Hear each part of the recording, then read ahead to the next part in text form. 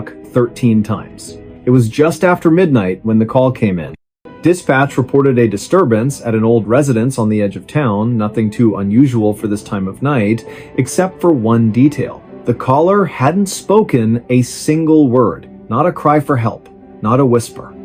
Just heavy breathing, and then in the background, the unmistakable sound of a clock chiming. Once, twice, 3 times, all the way to 13. Before we begin, tell me, where are you listening from, and what time is it there?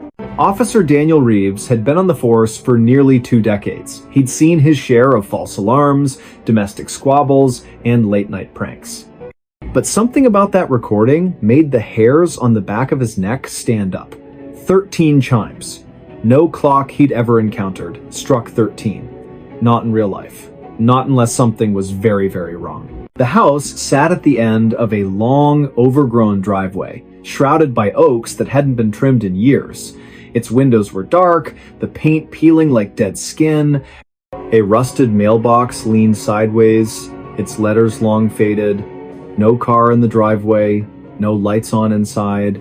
Just silence, thick, suffocating silence. Reeves stepped out of his cruiser, hand resting lightly on his belt. The air was colder than it should have been for this time of year. He approached the front porch, boots crunching on brittle leaves.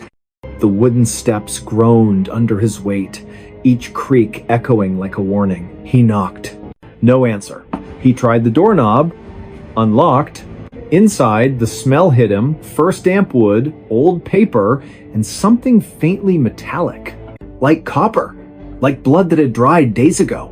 The living room was frozen in time. A threadbare armchair facing a cold fireplace, a coffee table stacked with yellowed newspapers, a rotary phone off the hook, its cord dangling like a severed vein. And then he saw it. In the far corner of the room, standing against the wall like a forgotten heirloom, was an antique grandfather clock, tall, ornate. Its wood darkened with age, its face cracked but still legible. The hands were frozen at 12:59. Reeves frowned. If the clock had just chimed 13 times, why weren't the hands moving? He stepped closer. The floorboards didn't creak this time. It was as if the house itself was holding its breath. Then, without warning, the clock began to tick. Not the soft, rhythmic tick of a functioning timepiece. This was erratic, stuttering, like a heartbeat trying to restart after flatlining. Tick, tick, tick, pause, tick. Reeves reached for his radio. Dispatch, this is Unit 7. I'm inside the residence. No sign of the caller, but... The clock struck. 1. He froze. 2. His hand tightened on the radio. 3. The sound wasn't coming from the clock alone. It echoed from the walls, from the ceiling, from somewhere deep beneath the floor. 4. He backed away slowly, eyes locked on the clock face. 5. The minute hand twitched, then jerked forward past 12. To 1. 6. The room temperature dropped, his breath fogged in front of him. 7. A whisper brushed past his ear. Not words, just breath. Cold, wet. 8. He spun around. Nothing there, just shadows stretching longer than they should. 9. The front door slammed shut behind him. 10. He ran to it, tried the knob. Locked. From the outside. 11. The ticking stopped. 12. Silence. 13. The clock face cracked down the middle. Glass shards fell to the floor like ice. And from inside the hollow cavity where gears and weights should have been, something moved. Not mechanical. Fleshy. Wet. Reeves didn't wait to see what it was. He kicked open the back door, stumbled into the yard, and didn't stop running until he was back in his cruiser, engine roaring, lights flashing. He never went back. The house was condemned a week later after neighbors reported strange noises always at night, always ending with 13 chimes. The city sent a crew to demolish it, but when they arrived, the house was empty. Not just abandoned, empty. No furniture, no walls, no floorboards, just a concrete foundation. And in the center of it all, the grandfather clock still ticking. They tried to remove it. Chains snapped, crowbars bent. The crane's engine died the moment the hook touched its frame. So they left it there. And every night, just after midnight, if you drive past that lot, if you roll your windows down and listen very, very carefully, you'll hear it. Tick, tick, tick. And then, clear as a bell. 1, 2, 3, all the way to 13. No one knows who built that clock, or why it counts beyond 12. But those who've heard it say the same thing. After the 13th chime, you don't feel like yourself anymore. Your thoughts get borrowed. Your reflection lingers a second too long. And sometimes, in the dead of night, you wake up standing in front of that empty lot, staring at the clock, waiting for it to call your name. Dispatch logs still list the original call as unverified disturbance. But Reeves? He retired early, moved 3 states away, changed his number, still checks his locks twice before bed. Because last Tuesday, just after midnight, his own wall clock, brand new digital battery powered, chimed once. Then twice. He unplugged it. It chimed a 3rd time. He hasn't slept through the night since. And if you're listening to this right now, ask yourself, what time is it where you are? Because if it's just past 12, you might want to cover your ears. Stay safe out there. His name wasn't on list. It started with a clipboard. Not a dramatic object, not something you'd expect to send chills down your spine, just a standard issue, weathered clipboard with a frayed metal clip and pages of neatly printed names. Standard procedure for any official evacuation. Standard until it wasn't. The setting was a small coastal town, quiet, the kind of place where everyone knows your coffee order and your dog's name. The streets were lined with salt-bleached shingles and porch swings that creaked in the breeze. Tourists came in summer for the lighthouse and the fresh crab rolls, but locals stayed year-round, bound by generations of tides and tradition.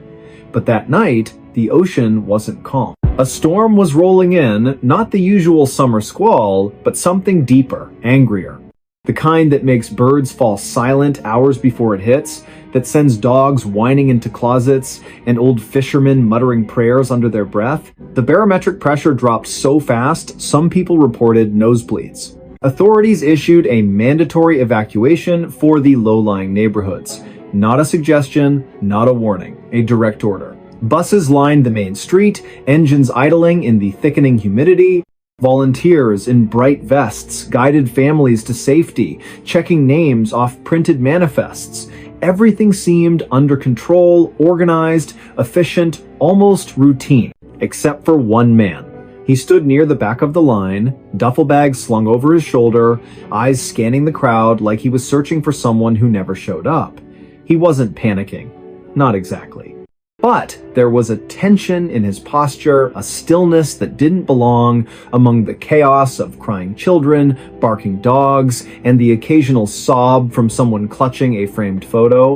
He wore a faded windbreaker, jeans, and boots caked with sand. Nothing unusual. Yet, people kept glancing at him, then looking away quickly, as if their eyes refused to settle on him for too long. When it was his turn, he stepped forward and gave his name to the volunteer holding the clipboard. The volunteer, a college student named Marcus, working community service hours after a minor traffic violation, frowned. He ran his finger down the list, then back up, then again, slower this time, squinting under the flickering emergency floodlight.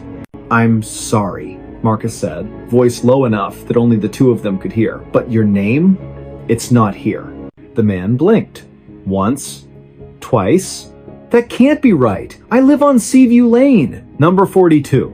Marcus checked again, flipping to the next page, then the previous one. All residents from Seaview Lane are accounted for. Evacuated an hour ago. Your name, it's just not on the list.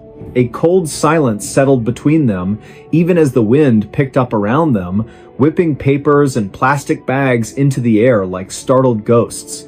"I've lived there for 12 years, the man said, voice steady but tight, like a rope pulled to its limit. "I pay taxes. I get mail. I'm on the census. I'm times here asterisk." Marcus hesitated. He looked to his supervisor, a retired firefighter named Ellis, who'd been overseeing the operation from a folding chair under a pop-up tent. Ellis had a face carved by decades of smoke and salt, his left eyebrow permanently raised from an old burn scar. He approached slowly, boots crunching on gravel, and took the clipboard without a word. He scanned the list. His expression didn't change, but his knuckles whitened around the metal edge. "He's right," Ellis said finally, voice gravelly but calm. "You're not listed." The man's face went pale, not the pale of fear, but the grayish pallor of someone realizing the ground beneath them has vanished. "Then, who's been living in my house?" No one answered. Because the truth was, according to every official record, the utility company, the post office, the county assessor, even the local grocery store's delivery logs, number 42 Seaview Lane, had been vacant for over a decade. The previous owner, an elderly widow named Eleanor Voss, had passed away quietly in her sleep during a winter storm. No relatives claimed the property, the house sat empty, the power was shut off, the water disconnected, mail returned to sender with addressee deceased stamped in red, and yet, this man had keys. He showed them. A keychain with a worn-down fob from a hardware store that closed 5 years ago, a spare house key with grooves smoothed by years of use, even a garage remote that still blinked green when he pressed the button. He pulled out his driver's license address matched. His phone showed recent photos, the living room with his dog on the rug, sunlight streaming through lace curtains, the kitchen with coffee mugs drying on the counter, a half-eaten apple beside the sink, the backyard where he'd planted tomatoes just last spring, their vines already heavy with green fruit.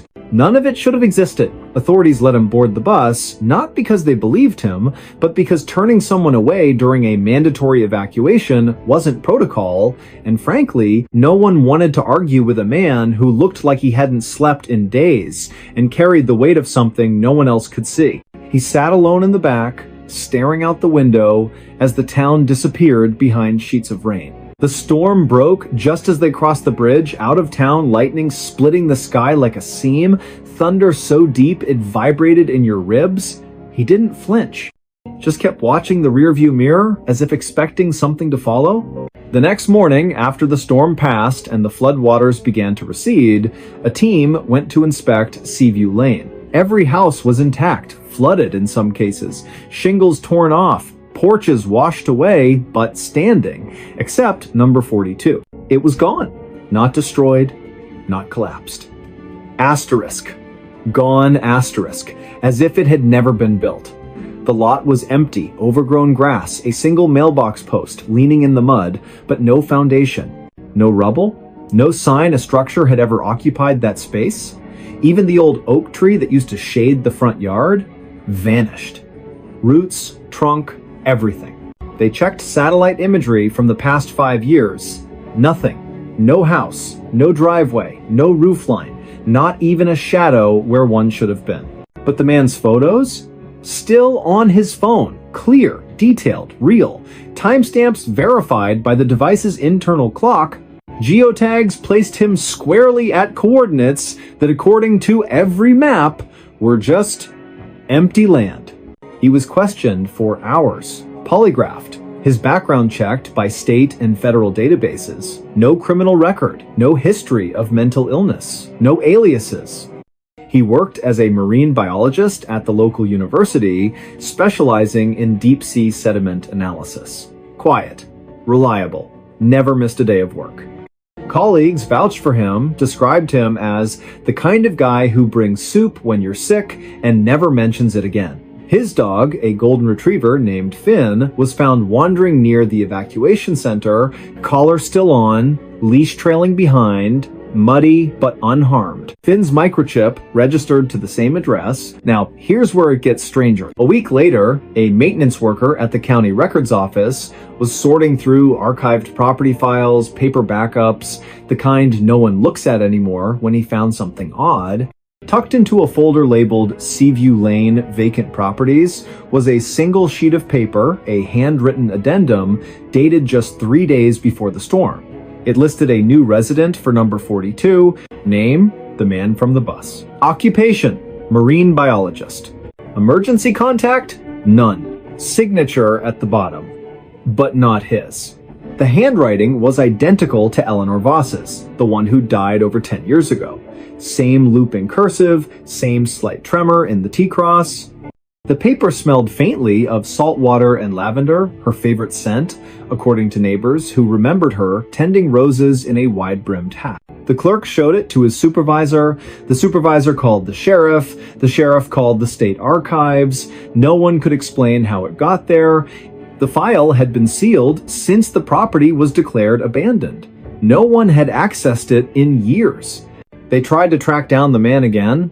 He'd vanished, left his hotel room without checking out, left his dog with a neighbor who'd only known him as the quiet guy from Seaview, left his job, his bank accounts untouched, his car parked at the university lot with a half-finished coffee in the cup holder. The only thing missing was the clipboard, or so they thought. Months later, a hiker in the northern woods over 200 miles away reported finding a backpack near an abandoned ranger station. Inside, a waterlogged journal, its pages swollen but legible, a rusted key that didn't match any known lock, and a single page torn from an official evacuation list. One name was circled in shaky handwriting, not his own. Beneath it, scribbled in the margin, asterisk, if your name isn't on the list, you were never supposed to leave. Asterisk. The journal contained daily entries, mostly mundane tide patterns, water temperature readings, grocery lists, but in the final weeks, the tone shifted. Entries became fragmented.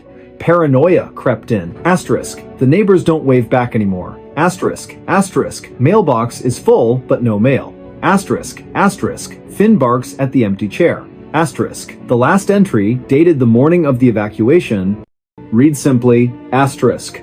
They're coming to take the house. I have to be on the list. Asterisk. Investigators combed through every angle. They interviewed former residents of Seaview Lane. One elderly woman, bedridden in a nursing home, whispered through tears that she'd seen lights in number 42 just last Tuesday, even though the power had been off for years. Another claimed the widow Eleanor used to say the house only lets in those it chooses. Then there was the audio. During the evacuation, a body cam from a nearby officer accidentally captured the moment the man spoke to Mark. In the background, barely audible over the wind, you can hear something else, a low hum, almost subsonic. And then, just as the man says, I'm here, a faint voice layered beneath his own whispers, asterisk. But you weren't. Asterisk. The recording was analyzed by 3 separate audio labs. All confirmed, the second voice wasn't electronic interference, it matched no known voice in any database. And it spoke in perfect sync with the man's lip movements, except the words were different. To this day, no one knows how he got on that bus. No one knows who or what was living in that house. And no one can explain why, during every major storm, emergency dispatch receives a call from a number that doesn't exist. A voice whispering just one sentence before the line goes dead. Asterisk. Check the list again. Asterisk. Some say the house wasn't erased. It just stepped out of time. That it exists in the gaps between breaths, between heartbeats, between the seconds when no one is looking. And the man? Maybe he wasn't the resident. Maybe he was the warning, a glitch in the system, a soul the house let go because it needed room for someone else. Because here's the thing they don't tell you about evacuation lists. They're not just about who's leaving. They're about who's allowed to. And if your name isn't there, maybe you were never really there to begin with. Maybe you were just borrowed. And maybe, somewhere out there, another clipboard is being prepared. Another storm is gathering. And another man is standing in line, heart pounding, hoping his name appears before the clock runs out. Stay safe out there. She woke in wrong house. It began with a headache. Not the sharp, stabbing kind, not the migraine that blinds you. This was deeper, like pressure building behind her eyes, as if her skull were slowly filling with wet sand. She'd gone to bed early, exhausted from a double shift at the hospital, and remembered little after her head hit the pillow. Just the hum of the ceiling fan, the soft weight of her cat curled against her ribs, and then nothing. Until she woke up. Cold linoleum beneath her bare feet, the smell of mildew and old wood, a dim yellowish light filtering through grimy windows she didn't recognize.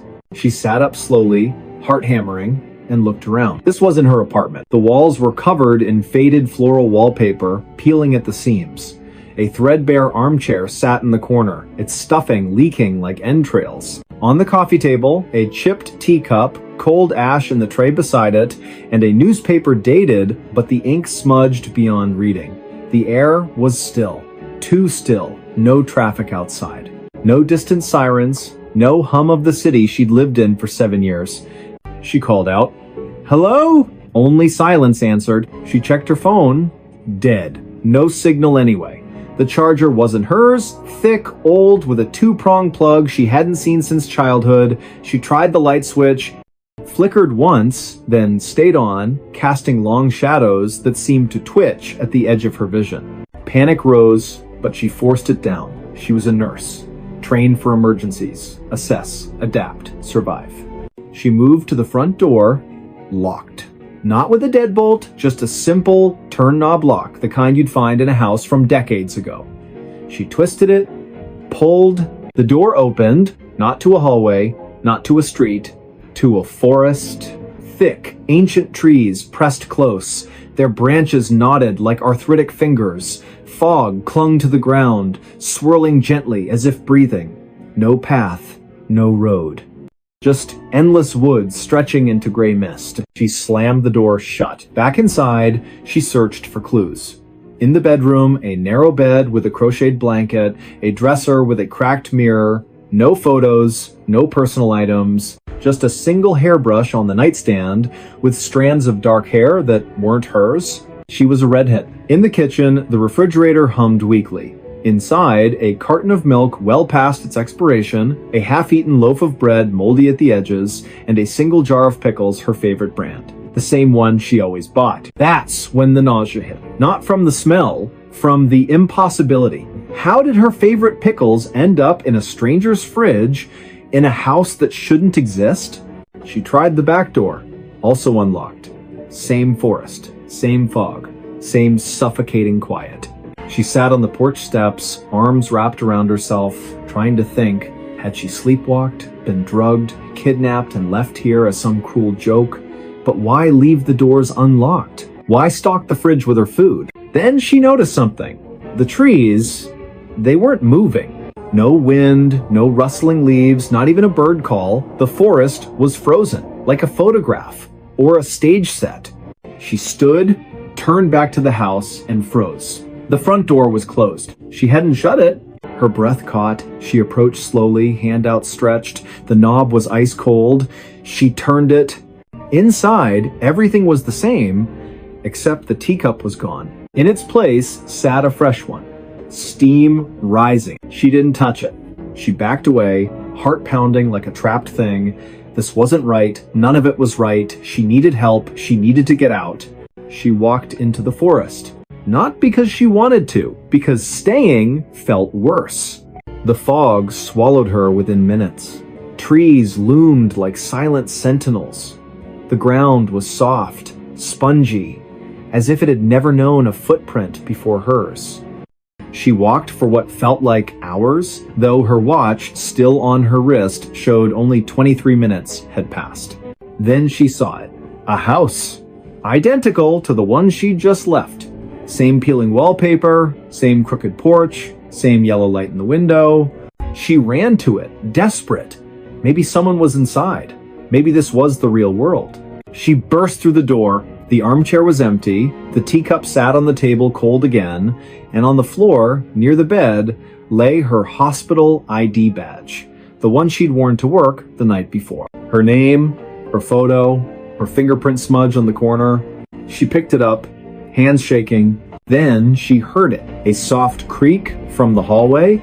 Footsteps. Slow, deliberate, coming closer. She ducked into the closet, holding her breath.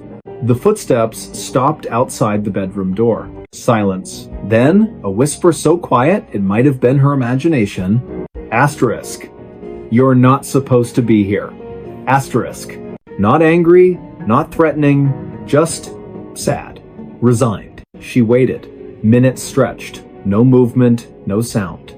When she finally stepped out, the house was empty. But the back door was open. She ran. through the forest, past the second house, past a third she hadn't seen before. Each one identical, each one lit from within, each one with a steaming teacup on the table if she dared look inside. She didn't. She ran until her lungs burned and her legs gave out. When she woke again, she was in her own bed. Sunlight streamed through familiar blinds. Her cat purred on the pillow beside her. Her phone buzzed on the nightstand, missed calls from work, a text from her sister asking if she was okay. She laughed. A shaky, relieved sound. It was a dream, a stress-induced nightmare. That was all. She got up, showered, dressed, made coffee, checked the fridge pickles in the door, just where she left them. Everything was normal until she opened the closet. On the floor, tucked behind her winter boots, was a single teacup. Chipped, cold, stained with old lipstick. Not hers. She dropped it. It shattered. And that's when she noticed the smell. Faint at first, then stronger. Mildew. Old wood. Forest damp. It was coming from her sheets. From her hair.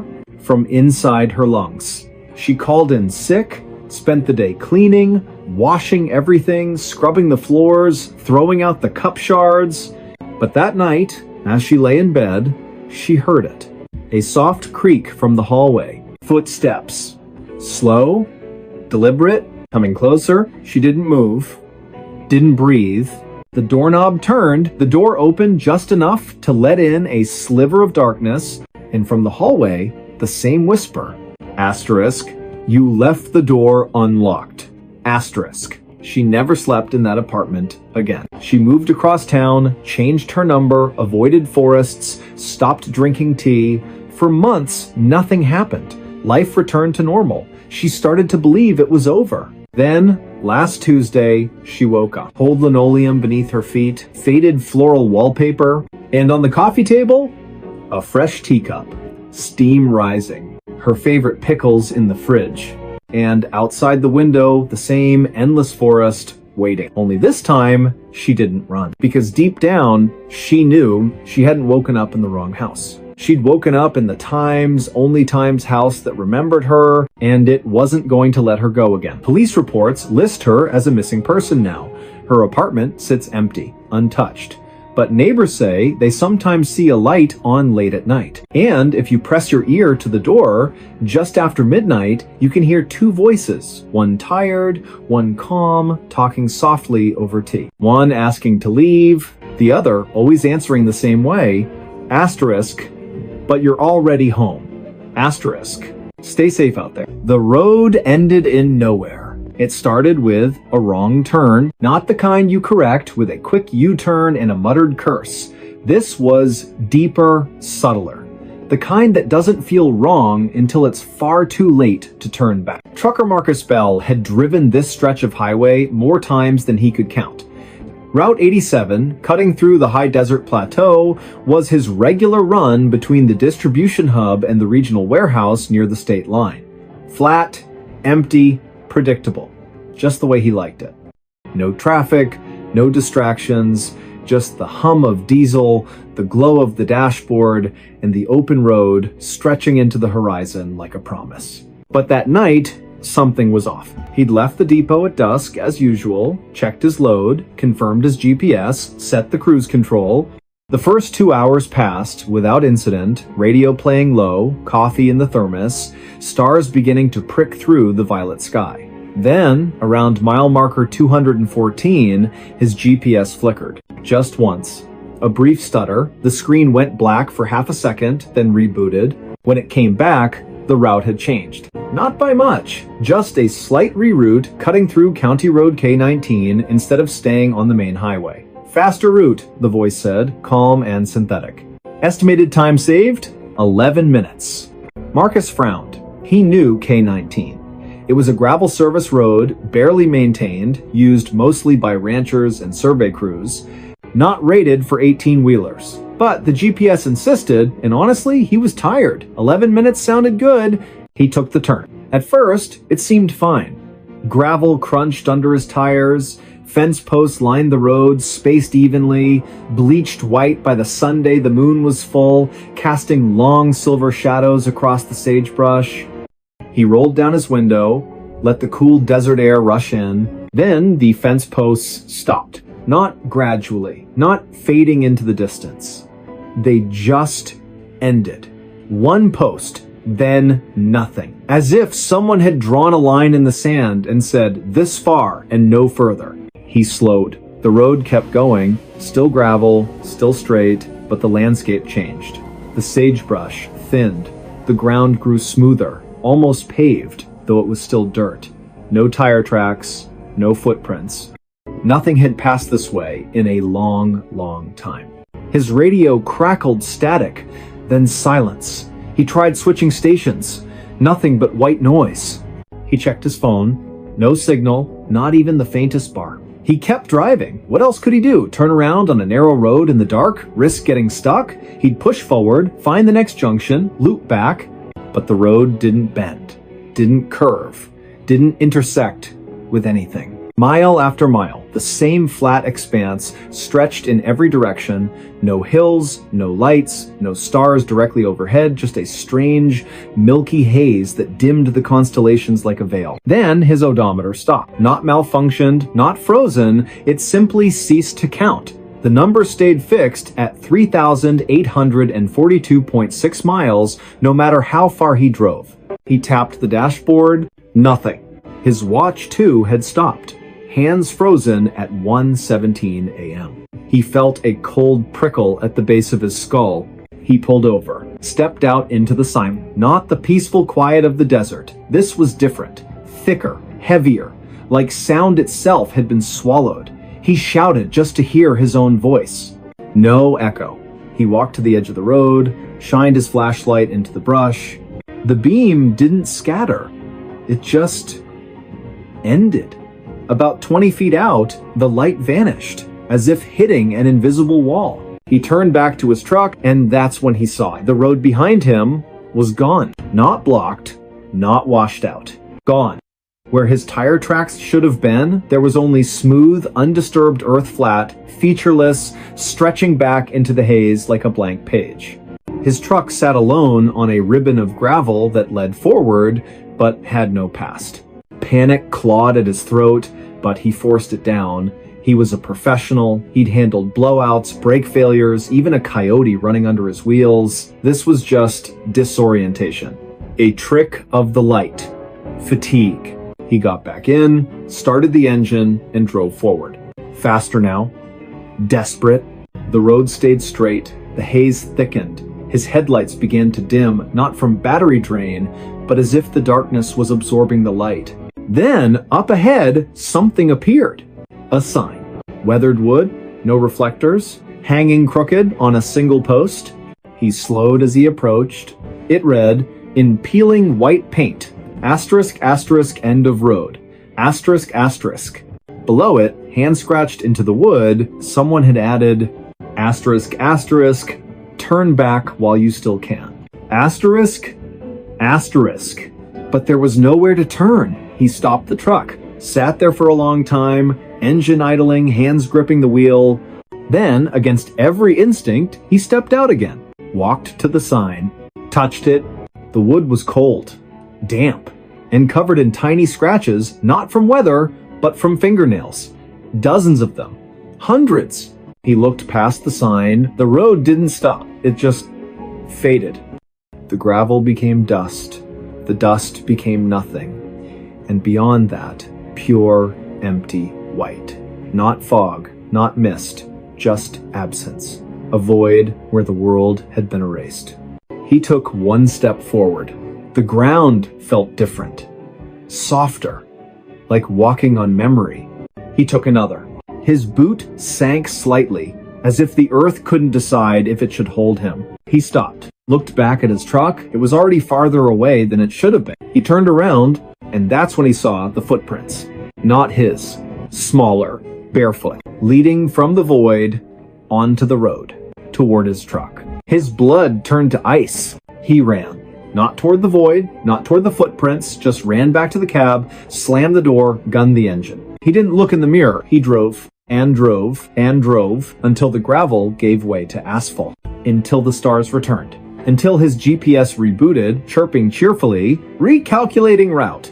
He didn't stop until he reached the warehouse. He reported the incident to his dispatcher. A clipped, shaky account of a GPS glitch and a confusing detour left out the sign, the footprints, the void. They logged it as driver fatigue, recommended rest. But Marcus knew. 2 days later, during a routine maintenance check, the mechanic found something wedged in the rear axle. A child's shoe, mud-caked, worn thin at the heel, laces missing. Inside, still damp, was a folded piece of paper. On it, written in crayon, asterisk, asterisk, you left the door open, asterisk, asterisk. Marcus never drove Route 87 again. He quit trucking, moved inland, took a job stocking shelves at a grocery store, avoided maps, avoided roads that ran too straight. But last month, during a late shift, he saw something that made his blood freeze. A delivery truck pulled into the loading dock, same make, same model as his old rig. The driver stepped out. Same build, same walk. But it wasn't him. The man glanced at Marcus, gave a small, knowing nod, then walked inside. Marcus followed. The man wasn't at the register, wasn't in the break room, wasn't anywhere. But on the floor near the back exit, fresh gravel and a single bare footprint leading out into the parking lot. Marcus called the police. They found nothing. But that night, as he lay in bed, he heard it. The low rumble of a diesel engine idling outside his apartment. He looked out the window. No truck, just an empty street. And at the end of it, where the pavement met the darkness, the faintest glow of taillight. Waiting, because the road doesn't end, it just finds you again. And this time, it won't let you leave. State troopers still list County Road K-19 as unmaintained but passable. Satellite images show it terminating at a dry wash, just like any other desert track. But locals, ranchers, surveyors, night shift workers know better. They say if you drive K-19 past midnight and your headlights start to dim, don't look ahead. Look behind you, because the road that ends in nowhere, it's already behind you, and it's closing fast. Stay safe out there. Voices came from empty chair. It began with a chair, not an antique, not a cursed heirloom, just an ordinary wooden dining chair, 4 legs, straight back, slightly wobbly on the left rear leg. The kind you'd find at any thrift store, garage sale, or inherited from a relative who didn't have much to leave behind. It sat in the corner of a modest living room in a rented bungalow on the outskirts of a town so small it didn't even have a stoplight. The house had been vacant for months before the new tenant moved in. He needed somewhere quiet, somewhere cheap, somewhere no one would ask questions. His name was Elias Reed, late 30s, quiet. Worked overnight security at a data storage facility 20 miles away. Preferred silence to small talk. Owned little, just a duffel bag of clothes, a secondhand laptop, and a coffee maker that hissed like an angry cat. He bought the chair for $8 at a flea market because his back hurt from sitting on the floor. He placed it near the window, facing the yard. Not for guests, he never had any, but because he liked watching the birds at dawn after his shift. The first time he heard it, he thought it was the wind, a soft murmur, barely audible, like someone whispering just out of earshot. He was making coffee, back turned, when it came again clearer this time. Tired. He froze, turned slowly. The room was empty, just him, the coffee maker, and the chair. He checked the windows, locked, front door secure, no one in the backyard. He even opened the closet, half expecting a squatter or a raccoon. Nothing. He chalked it up to exhaustion. 36 hours awake, too much caffeine, too little sleep, happens to everyone. But it happened again the next night. This time, he was sitting on the couch, laptop open, when the voice came low, raspy, unmistakably human. You shouldn't be here. Elias snapped his head toward the chair. Empty. He stood, walked over, touched the seat, cold, dry, no hidden speakers, no wires, nothing. He recorded the room with his phone for 3 hours, played it back. At the 1:47 mark, a voice definitely not his says, clear as day, he's watching. No one was watching. The blinds were closed. The street was empty. He tried to return the chair, drove back to the flea market. The vendor, a woman with silver braids and eyes that never blinked, shook her head. "That chair's been sold," she said. "You can't give it back." "But I just bought it last week," Elias said. She smiled faintly. "Not to you." He left it on the curb that night, tied a free sign to the backrest. The next morning, it was back on his porch, undisturbed. No footprints, no tire marks, just the chair facing the door as if it had walked home. That's when he stopped sleeping. He started noticing other things. The chair would be in a different position each morning, turned slightly toward the bed or angled toward the kitchen, as if following his movements. Once, he found it in the hallway, blocking the bathroom door. He hadn't moved it. Then came the conversations. Not just single words, full exchanges between the chair and something else. One night, lying awake, he heard it. "Did you bring it?" "Yes." "Good. He's almost ready." Elias didn't move, didn't breathe. He stared at the ceiling, heart slamming against his ribs. The next day, he called a local priest. Not because he was religious, but because he'd heard stories. The priest came, sprinkled holy water, said a prayer, left quickly without making eye contact. Later, Elias found the priest's business card torn in half on the kitchen table. On the back, in handwriting that wasn't his, "Too late." He considered moving. But where would he go? And what if the chair followed? Then, one evening, he decided to test it. He sat in the chair just once to see what would happen. The moment he lowered himself onto the seat, the room changed. The air grew thick, humid, like a basement after a flood. The light dimmed, though the sun was still up. And then silence. Not peaceful silence. The kind that presses against your eardrums like water. And then a voice, not from the room, but from inside his own head, "You've been sitting in my spot." Elias bolted up so fast, he nearly fell. His skin was clammy, his mouth tasted like copper. He didn't sit in it again, but the chair didn't need him to. Neighbors began to notice. Mrs. Calloway from next door knocked one afternoon, pale-faced. "Your lights were on all night," she said, "and I heard talking, two voices, like you had company." Elias shook his head. "I live alone." She stared at the window, at the chair. "Then who were you talking to?" He had no answer. The final incident happened on a Tuesday. Elias came home from work, exhausted, to find the front door unlocked. He always locked it. Always. He stepped inside, hand on his flashlight like a weapon. The chair was in the center of the room, facing the door, and on the seat, his security badge. The one he'd worn to work that night, the one he'd left clipped to his belt. He hadn't been home all day. He picked it up. The plastic was warm. Then the voice came, not a whisper, not a murmur, but a full sentence, spoken with calm certainty. "You don't need to go back." Elias backed out of the house, didn't pack, didn't call anyone, just got in his car and drove until the gas ran low. He never returned. The landlord found the house empty a week later. No note, no forwarding address, just the chair, still in the living room, and a single coffee cup on the table, half full, cold, but not stale, as if it had been poured that morning. The landlord threw the chair away, hauled it to the dump himself, but 2 days later, it was back on the porch. He burned it, built a small fire in the backyard, doused it in lighter fluid, watched the wood blacken and curl. The flames hissed, the legs cracked. For a moment, he thought he heard a sigh, but it might have been the wind. He buried the ashes. A month passed, no incidents. He rented the house to a young couple. They moved in on a Saturday. By Sunday night, they were gone. Left everything, clothes, dishes, even their cat. The only thing missing, the dining set they'd brought with them. In its place, in the exact center of the room, sat a wooden chair. 4 legs, straight back, slightly wobbly on the left rear leg, and on the seat, a child's drawing crayon on lined paper, a house, a tree, 2 stick figures holding hands, and in the corner, a third figure sitting in a chair facing away.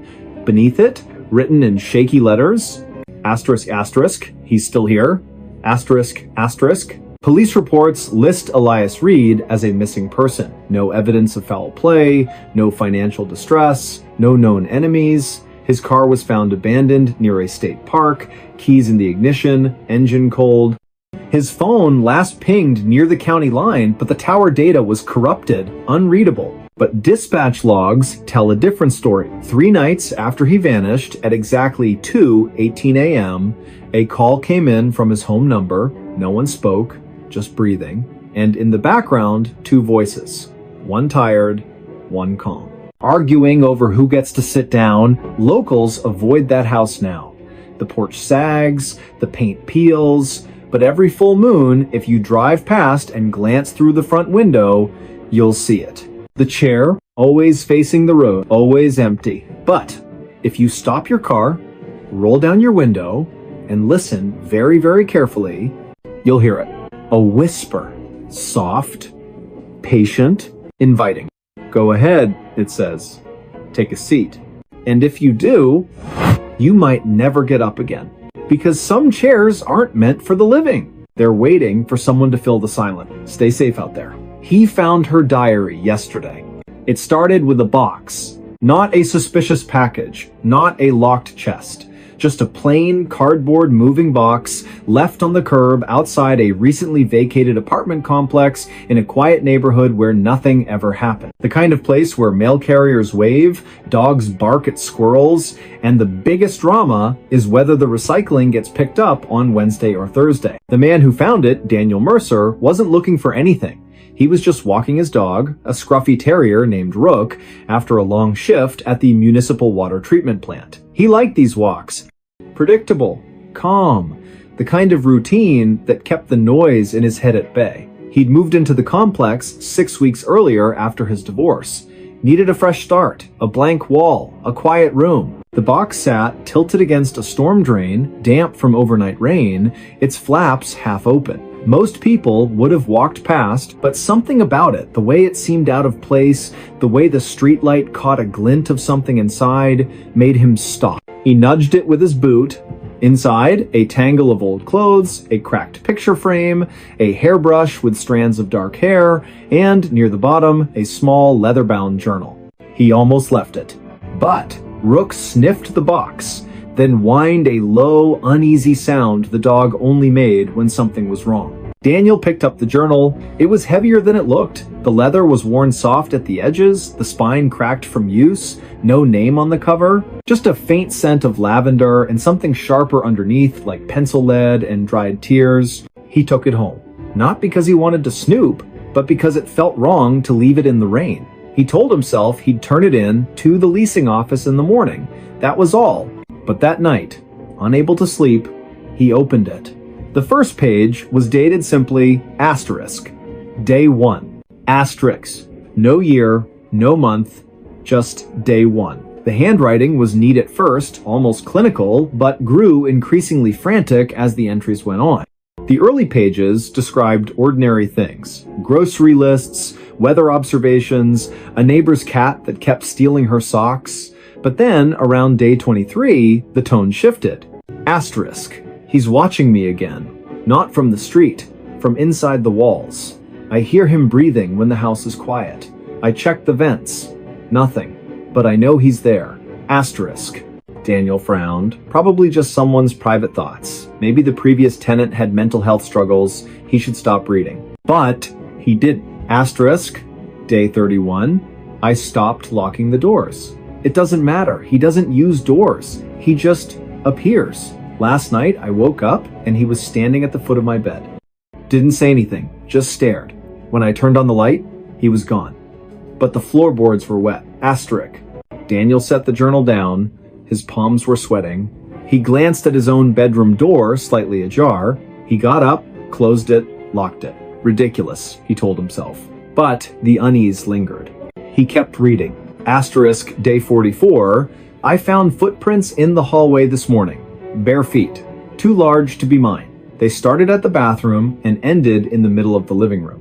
Like he walked out of the shower and vanished. Asterisk, asterisk. Day 52, I stopped answering the phone. It rings. Once. Always once. Then stops. Caller ID says unknown. But when I pick up, I hear my own voice whispering things I never said. Asterisk. Asterisk, day 60, I know what he wants. He doesn't want me dead. He wants me to see him, to acknowledge him, But if I do, I'll never be alone again. Asterisk. Daniel's hands were shaking now. He flipped to the last entry. It was written in jagged, hurried strokes, ink smeared as if written with a trembling hand or in the dark. Asterisk. He's here, right now. I can feel him behind me. I won't turn around. If I turn around, he wins. But I have to write this down so someone knows. My name is Asterisk.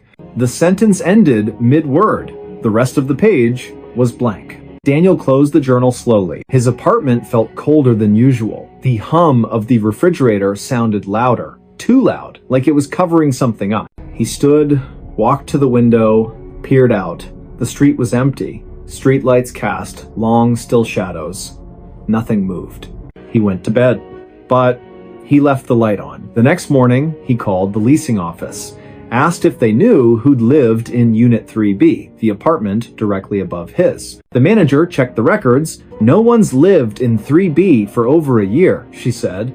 Plumbing issues, water damage. It's been sealed off. Daniel frowned.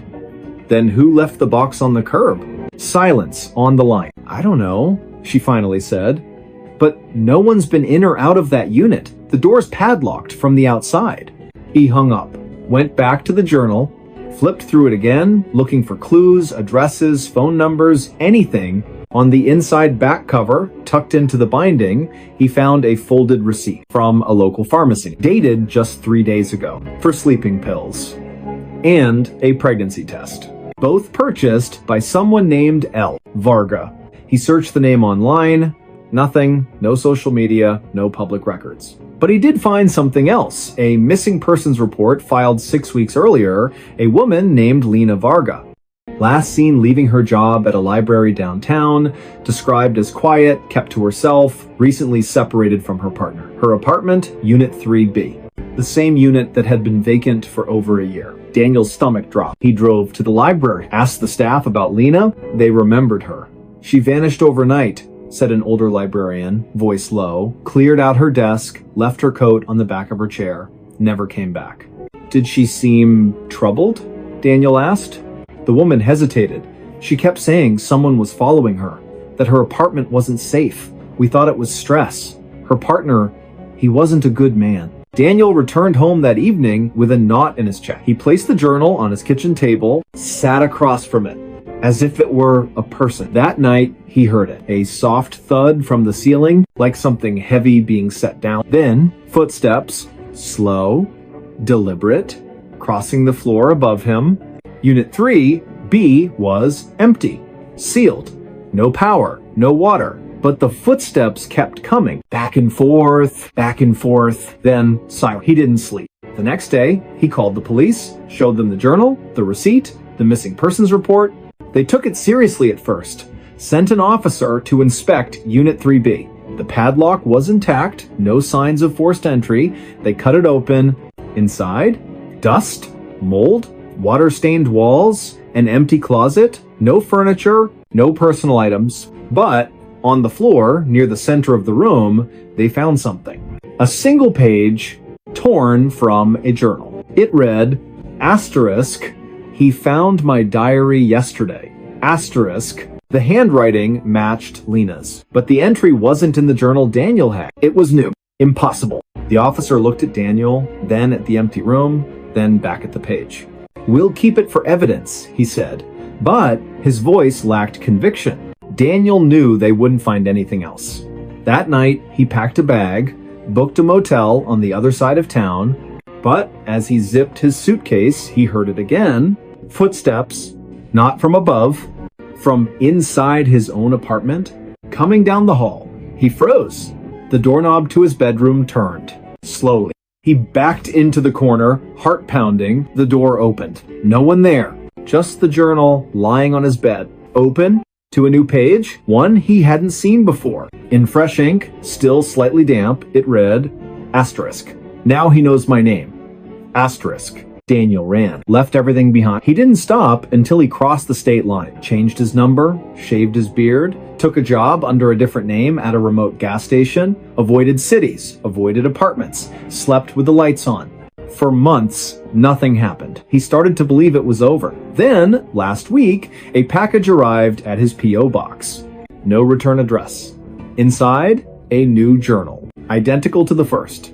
The first page read, asterisk, day 1, asterisk, and beneath it, in handwriting that was starting to look familiar, asterisks, he's watching me again, asterisks. Police have no record of Lena Varga's body ever being found. Her case remains open, though interest has faded. The apartment complex sealed Unit 3B permanently, boarded the windows, posted condemned signs, but maintenance workers say that on quiet nights, if you stand in the courtyard and look up at the third floor window, you'll see a light flicker on. And if you listen closely, you'll hear 2 voices, one whispering, one writing. Because some stories don't end when the diary closes. They just wait for someone new to open it. And once you do, you become part of the pages. Stay safe out there. The dog wouldn't stop barking. It started with a dog, not a stray, not a neighborhood nuisance. A German Shepherd named Coda, 8 years old, retired K9 from the county sheriff's department, adopted by a quiet man named Raylan Briggs after a career-ending injury during a suspect pursuit. Raylan lived alone in a single-story ranch house at the edge of a pine forest, 20 miles from the nearest town. He liked the silence, needed it, after years as a combat medic overseas. Coda was his shadow, loyal, calm, trained to detect threats before they happened, which is why, when Coda started barking at nothing, Raylan knew something was wrong. It began on a Tuesday night, just after midnight. Raylan was reading in his armchair, lamp casting a warm pool of light, rain tapping softly on the roof. Coda lay at his feet, ears perked but relaxed, until suddenly he bolted upright, hackles raised, and let out a deep, guttural bark toward the back door. Raylan set his book down. "Easy, boy," he said. Coda didn't stop. He barked again and again. Not the alert bark he used for raccoons or delivery trucks. This was different, urgent, almost desperate, like he was trying to warn someone who wasn't listening. Raylan checked the backyard through the glass door. Nothing. Just the rain, the swaying pines, the dark. He opened the door. "Go on," he said. "Do your business." Coda didn't move. He stood rigid, eyes locked on the tree line, lips curled back in a silent snarl. Raylan stepped outside, flashlight in hand. The beam cut through the downpour, sweeping across the wet grass, the woodpile, the old shed. No movement, no eyes reflecting in the dark, no scent of another animal. He called Coda. The dog backed away from the door, still growling low in his throat, and refused to go back inside until Raylan physically guided him. That night, Coda didn't sleep. He paced the house, front window, back door, hallway, living room, stopping every few minutes to stare at a wall or a corner, ears twitching as if tracking something invisible. Raylan checked every lock, every window, even the attic hatch, all secure. The next night, it happened again. Same time, same intensity, but this time Coda barked toward the hallway closet. Not the front yard, not the woods. The closet, Raylan opened it. Coats, boots, a broken vacuum, nothing out of place. Coda lunged forward, barking so hard his whole body shook until Raylan pulled him back. By the third night, Raylan hadn't slept in 72 hours. Neighbors started complaining. One left a note on his door, asterisk, "Your dog's been howling all night. Please control him." Asterisk. But Coda wasn't howling. He was barking. At specific thing. At 12:07 a.m., the hallway mirror. At 12:19 a.m., the basement stairs. At 12:33 a.m., the empty armchair. Each time, Raylan would investigate. Each time, nothing. Then, on the fourth night, Coda did something new. He stopped barking, stood in the center of the living room, stared at the ceiling, and whined. A soft, broken sound Raylan had never heard before, not in war zones, not during thunderstorms, not even when Coda got shot. Raylan followed his gaze. The ceiling was plain white drywall, no stains, no cracks. But as he watched, a single drop of water fell. Clink. On the coffee table, he frowned. It hadn't rained in 2 days. He climbed into the attic. Dust, insulation, old boxes. And in the center of the floor, fresh footprints, bare feet, too large to be his, leading from the attic access panel to the spot directly above his bed. Raylan's blood ran cold. He called the sheriff. Deputies came, searched the property, checked the attic, swept the woods, found nothing. No signs of trespassing, no forced entry, no evidence anyone had been there. One deputy, a former K-9 handler himself, knelt beside Coda. "He's not barking at animals," the man said quietly. "He's barking at something he can't chase, something that doesn't leave tracks." Raylan didn't sleep that night. He sat in the armchair with a shotgun across his lap, Coda at his side, both of them watching the dark. At exactly 12:03 a.m., Coda's head snapped toward the front door. Not barking, just staring, ears flat, tail stiff. Raylan stood slowly, walked to the door, looked through the peephole. Nothing. He opened it. The porch was empty. But on the welcome mat soaked through, though the sky was clear, was a child's mitten, muddy, torn at the thumb. Raylan had no children, no visitors. He picked it up with a gloved hand. Inside, Coda was trembling. Not from fear, from rage. The next morning, Raylan drove to the local historical society. Asked about the land his house was built on. The archivist, an elderly woman with thick glasses, flipped through property records, then paused. "This parcel, it wasn't developed until the late 80s, she said. Before that, it was part of the Holloway property. They lived here for generations." She lowered her voice. "Their youngest son disappeared in the winter of, well, it doesn't matter when. He was 6 years old. Vanished from his bedroom. They searched for weeks, never found him. The family moved away. The house burned down a year later, accidental fire, they said."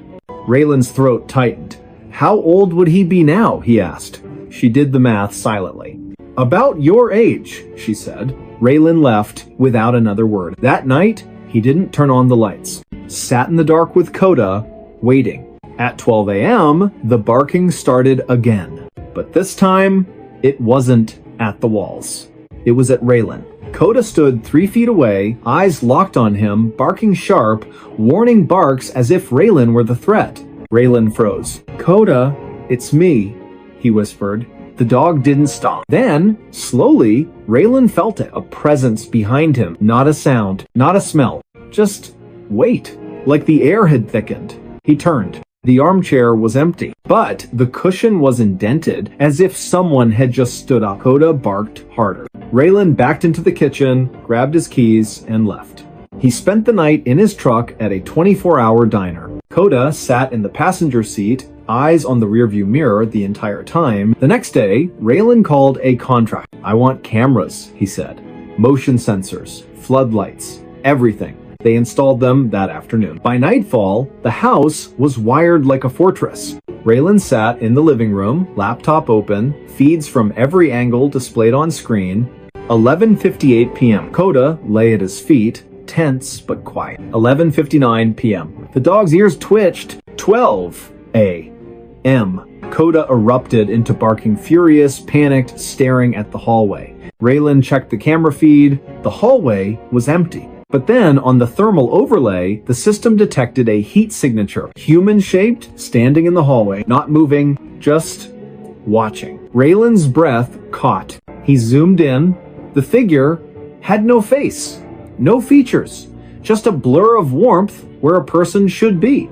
And then, as if sensing the camera, it turned toward the lens, toward Raylan. Coda lunged at the screen, barking so hard he choked. Raylan shut the laptop. He couldn't stay. He packed a bag, loaded Coda into the truck, and drove through the night. He didn't stop until he reached his sister's house 3 states away. For 2 weeks, Coda was calm. No barking, no pacing, just sleeping at the foot of the guest bed, sighing in his sleep like a dog finally at peace. Raylan started to believe it was over. Then, on the 15th night, Coda woke up, stood in the middle of the room, stared at the closet, and barked. Not once, not twice, over and over, until Raylan opened the closet door. Inside, on a shelf of folded blankets, was a small, mud-caked shoe. Child-sized, and beside it, a single pine cone from the woods behind Raylan's old house. Coda never stopped barking after that. Not for food, not for walks, not even when Raylan cried. He just stood by the window facing east, barking into the distance, as if trying to warn someone who was already gone. Raylan moved again and again. Each time, within days, Coda would find something: a toy soldier in the yard, a wet footprint on the porch, a drawing tucked under the windshield wiper showing a house with a dog and a boy holding hands. The sheriff's department ran tests. The items had no fingerprints, no DNA, no logical explanation, but Coda always knew, because dogs don't lie. They don't imagine threats. They sense what's real even when it shouldn't be. Raylan eventually stopped running. He returned to the house, not because he wanted to, but because Coda refused to leave the driveway, sat there for 3 days, barking at the front door, until Raylan finally opened it. Inside, everything was as they'd left it. Dust on the tables, mail piled up, and in the center of the living room, the armchair facing the door. Waiting, Raylan sat in it. Coda lay at his feet. And for the first time in months, the dog was silent, because he wasn't warning anyone. He was guarding. Neighbors say the lights are on every night now, and if you drive past after midnight, you'll see 2 figures in the window. 1 man, 1 dog, watching the tree line, waiting, because whatever came that first night, it never left. It just learned to be quiet. But Coda still hears it, and he won't stop barking until it's gone for good, or until no one is left to hear him. Stay safe out there. Footprints led back to me. It started with mud. Not the kind you track in after gardening or a rainy walk. This was thick, black, and glistening like wet tar mixed with something organic, something that shouldn't cling to concrete the way it did. It appeared on the back porch of a small, isolated cabin nestled deep in the pine barrens of northern county land. The cabin had no neighbors for miles. No streetlights, no cell service, just trees, silence, and the occasional cry of a distant owl. The man who lived there, Elias Crow, was a cartographer by trade, though he hadn't taken a job in over a year. He'd come here to map nothing, to disappear. After the accident, the one that wasn't his fault but haunted him like a debt he could never repay, he needed a place where no one knew his name, where the past couldn't find him. He kept to himself, bought supplies once a week in town, paid in cash, spoke only when spoken to. The locals called him the quiet one. They didn't pry. That's how things worked out here. But on a cold, damp morning, just after dawn, he stepped outside to fetch firewood and saw them. Footprints leading from the tree line straight to his back door. Not deer, not coyote, human. Bare feet, each print deep, as if the person had been carrying something heavy or running. Elias frowned. He checked the locks. All secure, nothing missing, no signs of forced entry. He swept the prints away with a broom, told himself it was a lost hiker, a trespasser, someone who got turned around in the fog. But that night, he heard it. A soft crunch on the gravel path, like someone walking slowly, deliberately. He grabbed his flashlight, stepped onto the porch. Nothing, just the wind in the pines. He scanned the ground, and there they were again, fresh prints leading from the woods to his door. And then, impossibly continuing inside, he hadn't opened the door. He checked the windows. Locked. The cabin was sealed tight, yet the trail didn't stop at the threshold. It went through. As if the person had walked straight through the wood, Elias didn't sleep that night. The next morning, he followed the prints back into the woods. They were clear, deep impressions in the damp earth, spaced evenly, purposeful. He walked for nearly a mile deeper into the forest than he'd ever gone, until the trees grew so thick the sunlight barely touched the ground. And then the trail ended, not at a campsite, not at a road. It ended at a tree.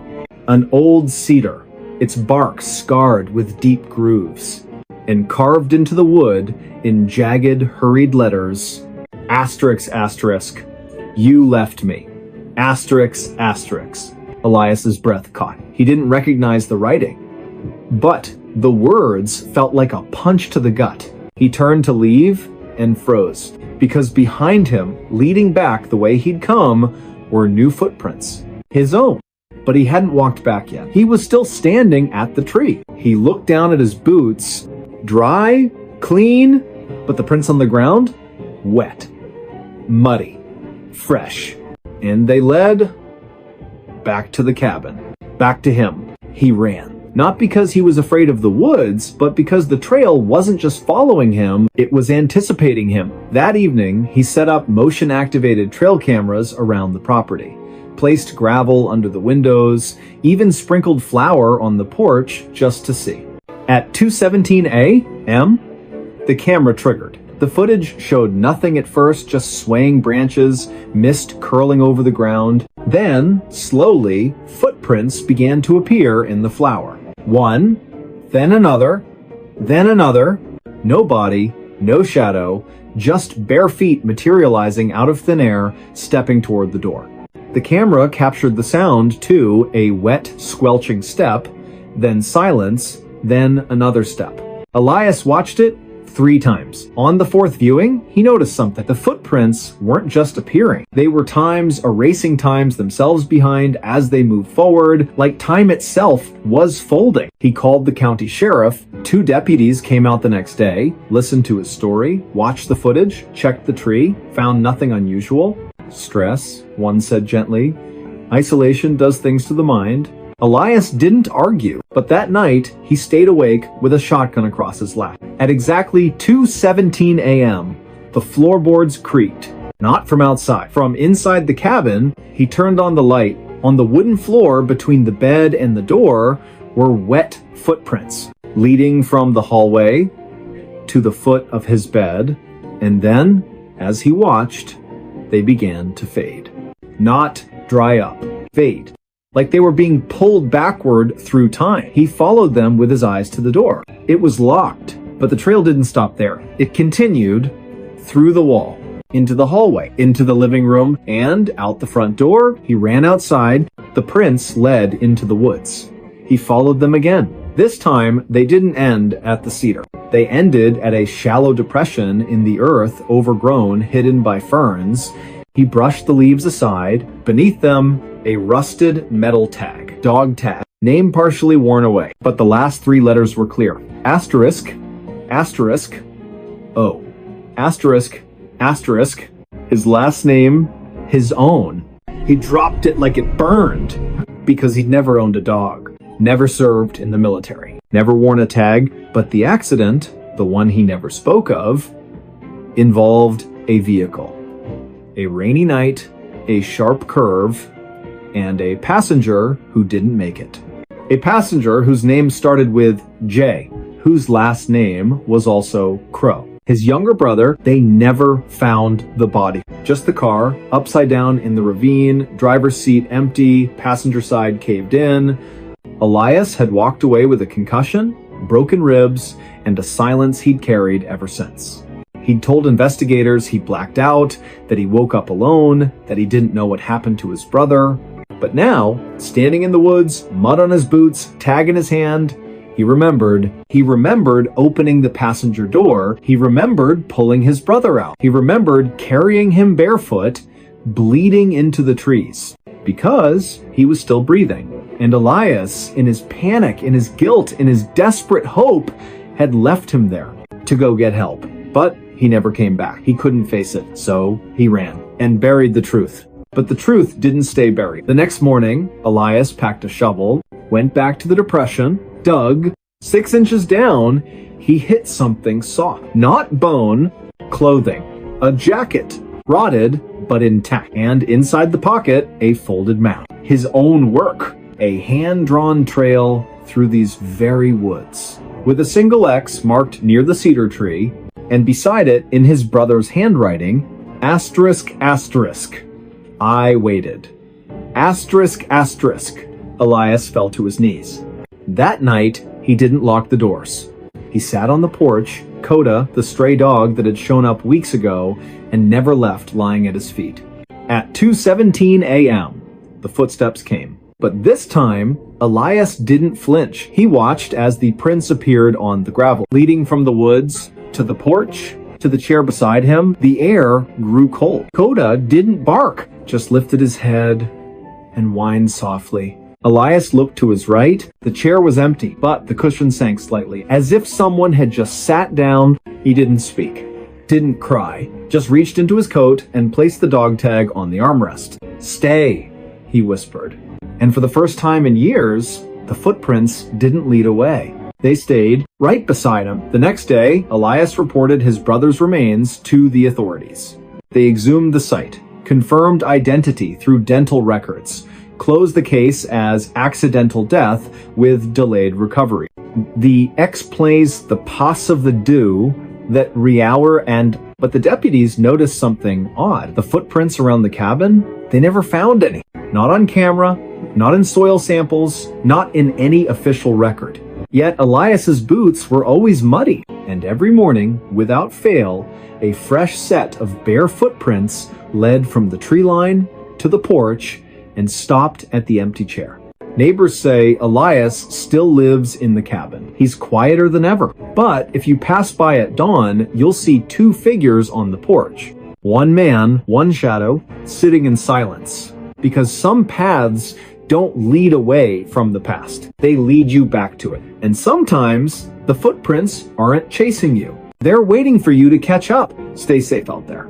No one entered the room. It started with a locked door. Not a vault, not a high-security chamber, just a standard hotel room, room 314, at a modest roadside inn off Highway 9, the kind of place truckers and traveling salesmen use for a few hours of sleep between shifts. The building was old but clean, with thin walls, humming fluorescent lights, and a front desk clerk who barely looked up from his crossword puzzle. The guest who checked in that evening gave his name as Marcus Vale, paid cash, asked for a room on the third floor, away from the elevator. He carried a single duffel bag, wore a faded windbreaker, and spoke with the quiet exhaustion of someone who'd been driving for days. The clerk didn't think much of him, just another face in a long line of transient souls. Marcus took the key actual metal, not a card, and went upstairs without a word. He locked the door from the inside, not just the latch, the deadbolt too. Then he pushed a heavy wooden chair under the knob, the way people do in movies, the way he'd done every night since it began. He didn't turn on the light, just sat on the edge of the bed, back straight, eyes fixed on the door. He didn't sleep. He never did. At exactly 3 a.m., the knocking started. Not loud, not frantic. 3 soft raps, pause 3 more.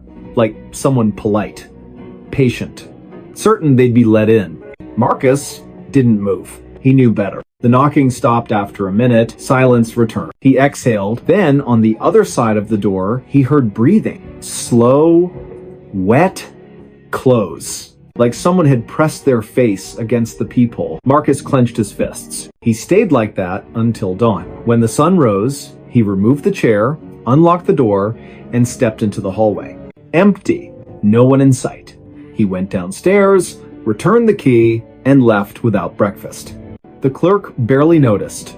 But later that day, during routine cleaning, the housekeeper found something strange. The room was immaculate, bed made, trash empty, towels unused, but on the floor, directly in front of the door, was a single set of footprints, muddy, bare feet, leading right up to the threshold, and stopping, as if whoever made them had simply vanished. She reported it to the manager. They checked the security footage from the third floor hallway. Clear as day, Marcus Vale entered room 314 at 8:47 p.m. No one else approached the door all night. No staff, no guests, no shadows.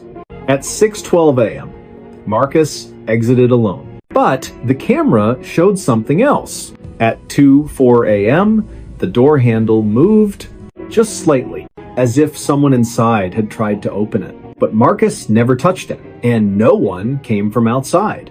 The manager reviewed the footage 3 times. Each time, the same result. No one entered the room. Yet, the footprints were real. The housekeeper swore on her life she hadn't tracked mud in. They deep cleaned the carpet. 2 nights later, another guest stayed in 314. A retired school teacher named Helen Price, she locked her door, as she always did.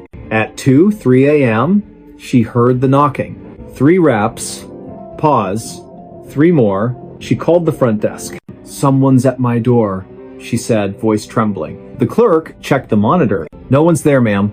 She looked through the peephole. Nothing. But when she opened the door an hour later to get ice, she found it. Footprints, same as before, muddy, bare, ending at her threshold. She left that night. Never came back.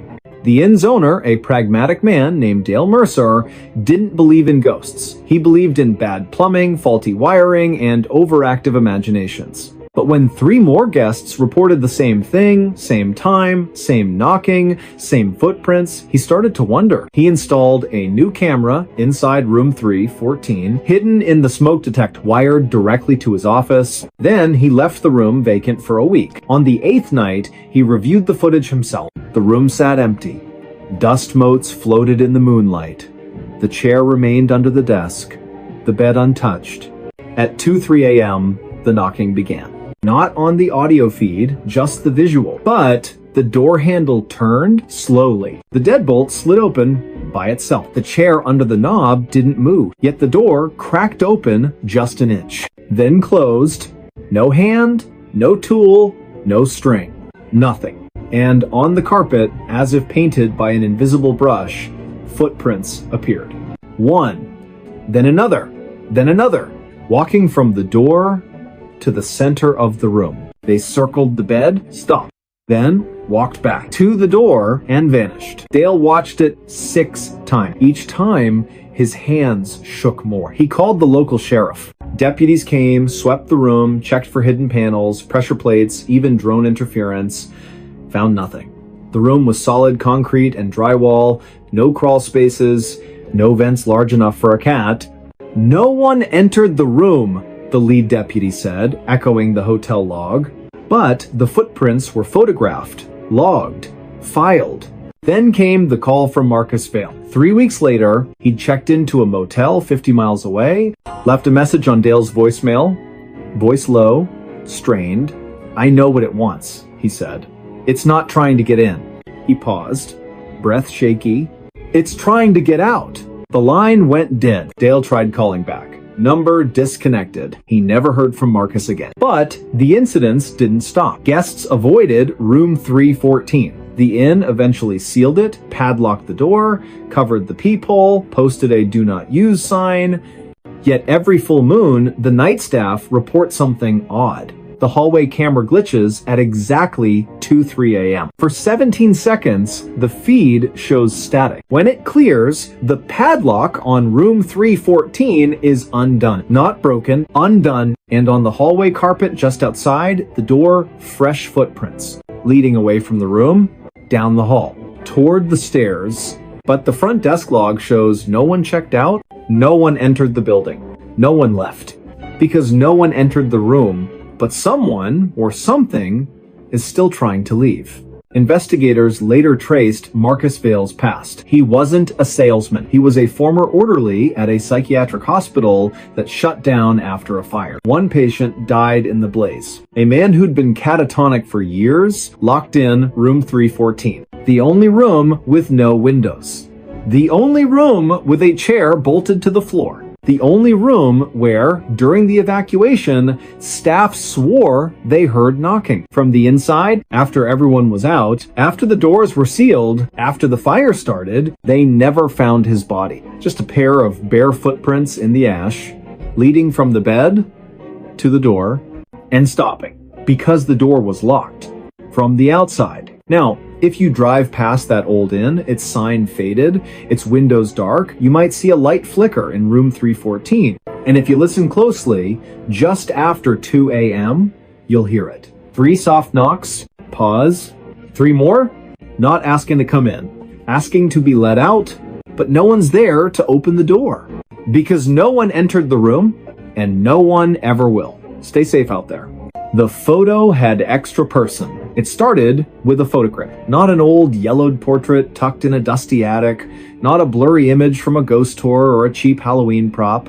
This was real. digital, taken on a crisp Saturday afternoon during a weekend hiking trip deep in the Cascade foothills, just 3 friends, a trail map, and the kind of silence that only exists when you're miles from the nearest road.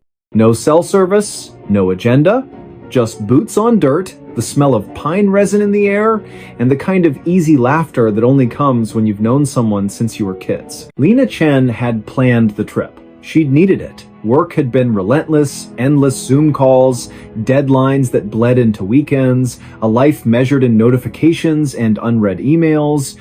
She wanted to disappear for a couple of days, just reset. Marcus and Eli agreed without hesitation. They'd been inseparable since middle school, the kind of friendship that didn't need words to survive. They met at the trailhead just after sunrise, thermoses full, packs strapped tight, and vanished into the trees. The hike was uneventful. A few wrong turns, a shared bag of trail mix, Marcus nearly twisting his ankle on a root, but nothing out of the ordinary. By early afternoon, they reached a rocky overlook, the kind of spot that makes you stop and just breathe. The valley stretched below them, mist curling through the trees like smoke, sunlight breaking through the canopy in golden shafts. Lena pulled out her phone. "Come on, you two smile for once," she called, balancing on a flat stone. Marcus groaned, but turned, throwing an arm around Eli's shoulders. Eli rolled his eyes, but grinned anyway. They struck their usual pose, the one they'd done since high school graduation, since road trips and late-night diner runs and hospital waiting rooms. Lena snapped the photo. One shot. Perfect lighting. No need for a second. That night, back at the rented cabin, wood stove crackling, rain tapping the roof, Lena uploaded the day's photos to her laptop while the guys played cards at the kitchen table. She scrolled through them absently, Marcus tripping, Eli mimicking a squirrel, a blurry shot of a hawk overhead. Then she reached the group photo. She froze. Her finger hovered over the track. Behind them, in the shadowed tree line, just to the left of Eli's shoulder, stood a fourth figure. Tall, thin, dressed in dark, nondescript clothing that seemed to absorb the light rather than reflect it, not blurred, not a trick of motion, fully in focus, as if they'd been standing there, posing. Lena's stomach dropped. She zoomed in. The figure's hands hung at their sides, head tilted slightly, not looking at the camera, looking at times her asterisk. "Guys," she said, voice low. They looked up. She turned the screen. Marcus leaned in. "What the hell?" Eli squinted. "Is that a hiker?" "No one was on that trail," Lena said. "We didn't see a single person all day." They checked the metadata, timestamp 2:14 p.m. GPS coordinates matched the overlook exactly. No filters, no editing. The photo was raw, straight from her phone's camera roll. "It's gotta be a double exposure," Marcus insisted. "Or lens flare." But Lena knew better. She'd been facing that exact patch of woods for nearly a full minute before taking the shot. She would have seen someone. She would have felt someone. They deleted the photo, went to bed, but the next morning, Lena opened her cloud backup just to confirm it was gone. It was there. And the figure was clearer, not because the image had changed, but because the shadows had shifted. Now, the face was partially visible, pale, gaunt, eyes wide open, staring directly into the lens. She didn't tell the guys. Instead, she ran a reverse image search. Nothing. Posted it anonymously to a well-known paranormal forum under the title asterisk. "Hiking photo, anyone seen this before?" Asterisk. Within hours, replies flooded in. Most were jokes. "Your new hiking buddy. Ghost tour guide. That's just Dave. He's always photobombing." But one message stood out. Sent from an account with no profile, no history, no IP trace. It read, asterisk. "That's not a person. That's a placeholder, and it's still looking for you." Asterisk. Lena deleted the post, blocked the account, told herself it was nonsense. That night, she woke to a sound. A soft tap on her bedroom window. She lived on the second floor of a quiet apartment complex. No trees nearby, no fire escape. She pulled back the curtain. Nothing. But on the glass, fogged slightly from the cool night air, was a handprint. Small, delicate, not hers. And below it, written in the condensation, Asterisk, asterisk. I was in the photo too. Asterisk. She packed a bag before dawn, stayed with a cousin across town, changed her number, avoided mirrors, avoided group photos, avoided forests. For 3 weeks, nothing happened. Then, during a team lunch at work, someone took a picture of the office crew outside the building, just a casual shot for the company newsletter. Lena wasn't in it. She'd stepped away to take a call. But when the